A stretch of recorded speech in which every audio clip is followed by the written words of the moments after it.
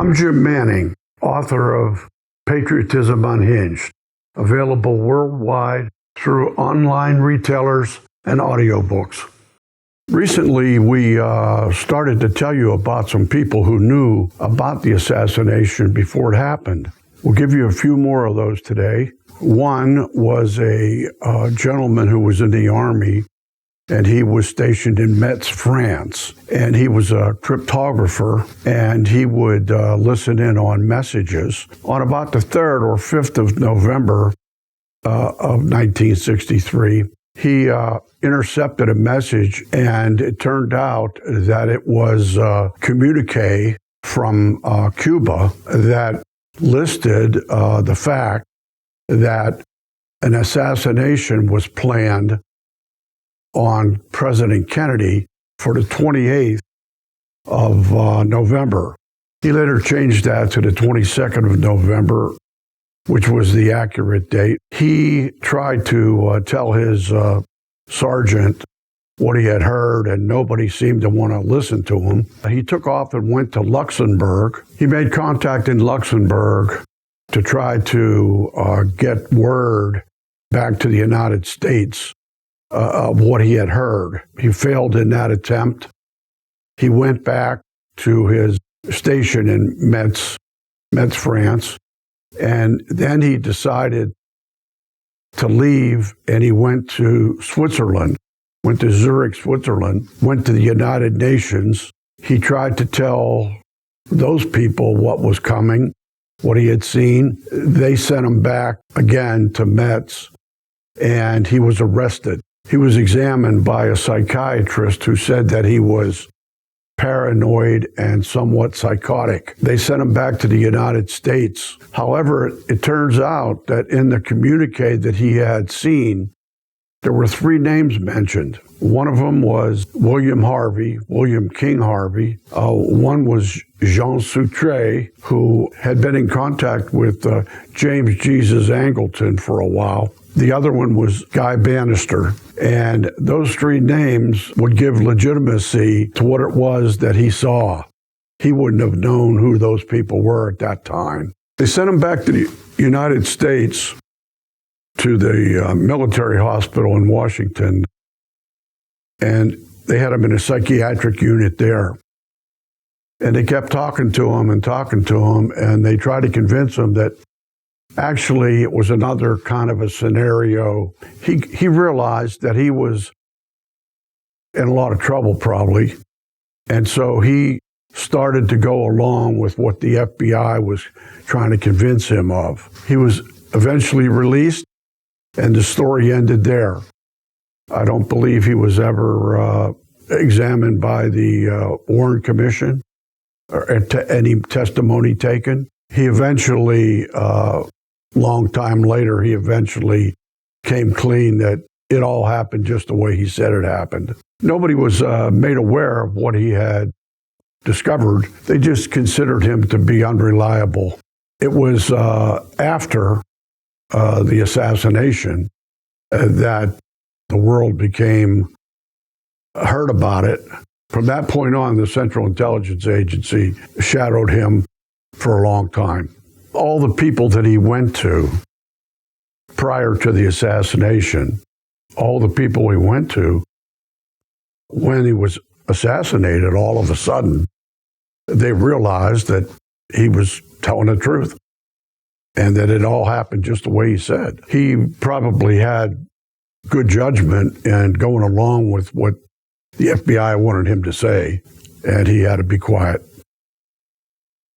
Another individual, oddly enough, who was also a cryptographer, had a similar experience. He was David Christensen, and he was in the Air Force, and he was stationed at a base that used to be a flight base for England during the Second World War, but was turned over to the United States for a while in Kirk Newton, Scotland.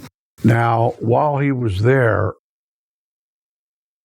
he translated a message, and it said that Cuban officials had sent this message to some people that were high up in the American mafia. And without going into a lot of what was said, he didn't really say all that. He just said, this is what it was about, and it was about the assassination of John Kennedy. He got so nervous and excited about this that he sort of lost control. He eventually caved in. They sent him to the same psychiatric unit that they had sent the first guy to. And he was very, very afraid of what they were going to do to him. He was from the country, a real country boy. And he had gotten married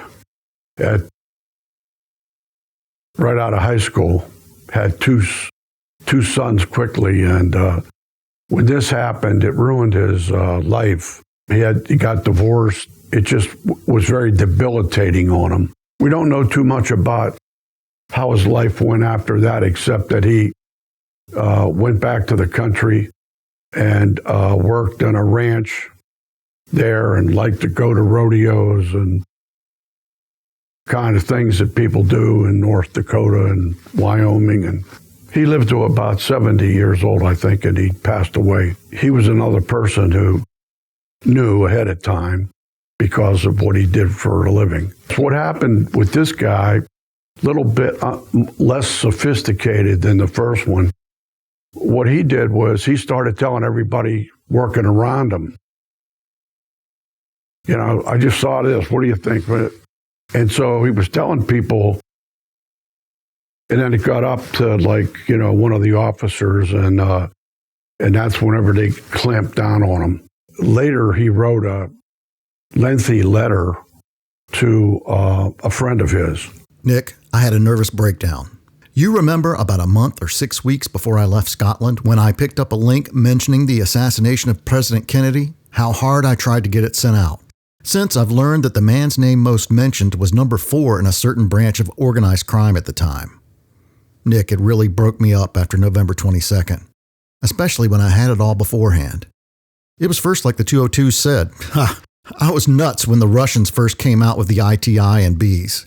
Later proved them wrong, didn't I? It wasn't used in the Warren Commission, but I think it surfaced later in maybe the ARRB or one of the subsequent investigations that is available online if you want to look at it. That gives you 2 people, similar backgrounds and similar jobs, and we don't know how many other people might have broken in on conversations and never said anything about it. Another rather interesting case of somebody knowing in advance that Mr. Kennedy was headed for an assassination was Rose Cheramie. Now, Rose Cheramie was a lady down on her luck, I would say. She didn't have a very good life. At those times, she was working for Jack Ruby as what's referred to as a mule. She was running drugs between Texas and Florida, back and forth, sometimes prostituting herself, whatever she could do to make her life, stay alive. Anyway, on one of the trips back from Florida, she was in the car with 2 men that she called gangsters who were talking in the front seat about the upcoming assassination in Dallas of President Kennedy. She became very excited and an argument started. They pulled the car over, smacked her around, and threw her out of the car. She got hurt on the exiting of the car. Eventually, a highway patrolman was called and went. They called for an ambulance, and they took her to the hospital. She had been taking some drugs, too, and so she started to explain to the doctors who were trying to treat her that she had this information that President Kennedy was going to be shot in a couple of days in Dallas, given her condition, given probably the way she looked and was dressed, and the fact that she was on drugs. They just assumed that it was some psychotic episode. But she never stopped talking about it. She told all the nurses, and she told the people that delivered her food, everybody that came into the room where she was, she told about it and was trying desperately to get the information out. Some few years later, she was found in Big Sandy, Texas, and she was found dead on the highway there. At first, they thought it was an accident. When they did the autopsy, they found a bullet hole in the head. However, she had been run over by a car or a truck. And some people thought that was to try to hide the bullet, the way she was killed. She was found on the highway right in front of an estate that belonged to the head of security for H.L. Hunt. H.L. Hunt was the man that put up the money for the assassination. He was the man who printed all of the wanted posters in Dallas and put it in the paper for a week before Kennedy got to Dallas. He was behind the assassination and was even at the meeting that was held the night before in Clinton Murchison's house. So the story of Rose Cheramie is just another very tragic story of somebody down on their luck that just got involved with all the wrong people. And she paid for it with her life because she spoke up about the Kennedy assassination 3 days before it happened.